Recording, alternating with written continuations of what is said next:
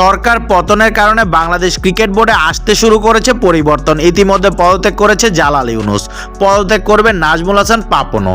এমন অবস্থায় বাংলাদেশ দলে নিজের ভবিষ্যৎ নিয়ে মুখ খুললেন প্রধান কোচ চন্ডিকা হাথুরু সিংয়ে। 2 ম্যাচের টেস্ট সিরিজ খেলতে বাংলাদেশ দল এখন পাকিস্তানে অবস্থান করছে। সিরিজের প্রথম টেস্ট রাওয়ালপিন্ডিতে অনুষ্ঠিত হবে 21 আগস্ট। এই ম্যাচের আগে সংবাদ সম্মেলনে আসে টাইগারদের প্রধান এই কোচ। তিনি বলছিলেন, আমার কোনো ধারণা নেই বাংলাদেশ ক্রিকেট বোর্ডে কি চলছে।